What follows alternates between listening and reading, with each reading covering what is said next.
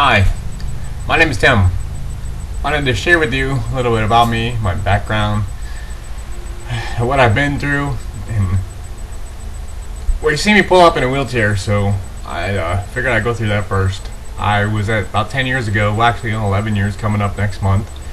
I was at the beach riding my jet ski with a bunch of friends, and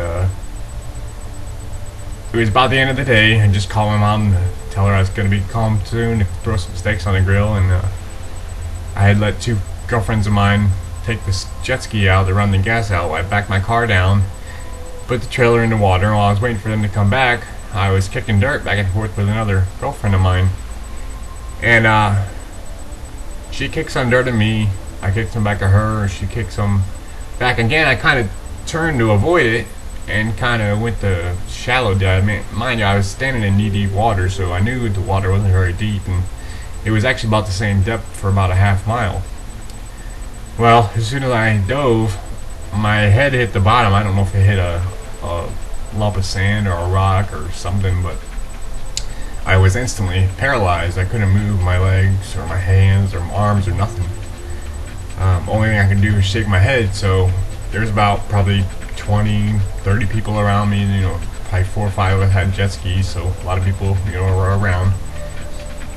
And I was always the jokester in the crowd, so everybody probably thought I was kidding around. So I shook my head at what seemed like for an hour, but you know, it probably was only a minute or two. Well, nobody picked me up. I was trying to get air, you know, shaking my head back and forth, and finally I guess I stopped moving. Well, the two girls on the jet ski come back, and I don't know if everybody panicked or I don't know what the whole story was exactly, but the two girls on my jet ski come back and they picked my arm up because I wasn't moving, and I noticed my face was purple and dragged me back to shore, and I started coughing and breathing on my own. And another thing too, well, it's kind of weird to think about this, but when I was in the water, it kind of was black for a little while, you know, my eyes closed, and then all of a sudden it went like to faded to a white light, and then it got like brighter and brighter white, and then all of a sudden it like pulled out real quick like you see in the movies. I don't know how to describe it exactly, but it was like it faded all back to like open my eyes, and you know, I was coughing and they were holding me there. They called a 911 helicopter, flew me to the hospital, which is not my ideal first time in a helicopter, but yeah, I was in the hospital 3.5 months, including rehab. And when I first got hurt, the doctor said the break in my neck was so bad, it's C5 I broke, and there's actually still bone fragments in my neck. But they told my mom that I'd only be able to shrug my shoulders and be in a power wheelchair the rest of my life. And when I first woke up after the surgery, I didn't know I was paralyzed, so I woke up and my mom was there, and she told me I was paralyzed, and I just started crying, you know, and I couldn't move, obviously. I had to blink once for yes and twice for no to answer questions, and they had me try to move my arm so I could lift my arm up, but I couldn't lift it back down. And I don't know, I was just determined. I just didn't accept that I would never walk again, or I couldn't move, or I just never accepted that, what the doctor said. So I forced him to put me in a manual chair, and even though it took me a half hour to probably push 10, 20 feet or whatever down the hallway, that's what I did. You know, I never had sat in a power chair from the very beginning of when I got hurt. So anyway, it's been a long journey since then. I had multiple surgeries. It's infection, pressure sores. It's an adventure, that's for sure. A couple years ago, here's another interesting story too. I had a infection, a urinary tract infection, and it went into my blood, became septic, and it was actually MRSA. You probably heard all the stories about MRSA, people dying from it and everything. Well, it got into my blood, and I knew something was wrong that Sunday night, and so I called the ambulance. I knew my spasms were bad, so I said there's no way I can actually drive.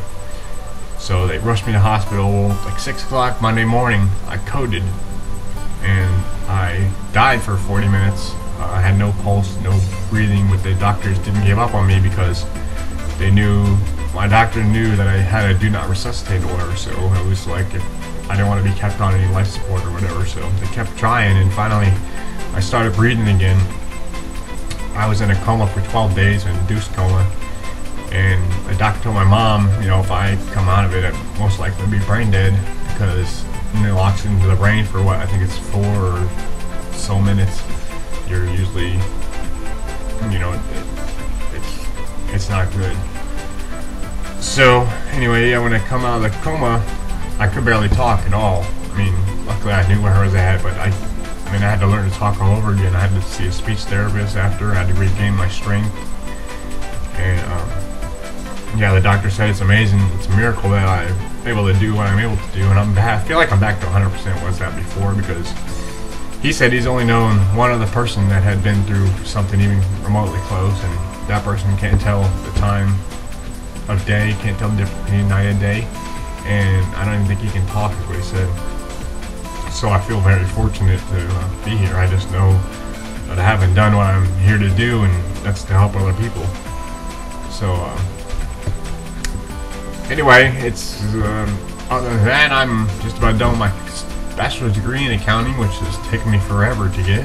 I have 2 more classes left, and I'll have my bachelor's degree in accounting. And been looking at it, doing something on the internet for a while, probably past 5 or 6 years, and finally I found something that after spending thousands of dollars on different programs, courses, all kind of training stuff, I found something that finally works for me, and it's working really good, and I'm excited. Like I said, my main passion is helping other people out. I started a nonprofit to help other people with disabilities, and I had to put it on hold just because of the economy and stuff, trying to get funding, but that's my ultimate passion, so I'd get back to that as soon as possible, make some money to fund that. So anyway, I just wanted to encourage you. My goal for the end of the year is to walk by the end of the year. I'm in rough shape right now because of all the different times in the hospital, wearing a brace. I know I'm not in the best physical shape right now, but my goal is to walk by the end of the year and to make $1 million by the end of the year. So I just want to challenge anybody out there, if you're watching this, to make sure you set your goal high, and just realize that no matter how tough things get, you know, it could always be worse. And just make sure you try your hardest and give it all you got, and just have a burning desire. Find something, commit to it, and stay focused. And I'll see you again on the next video.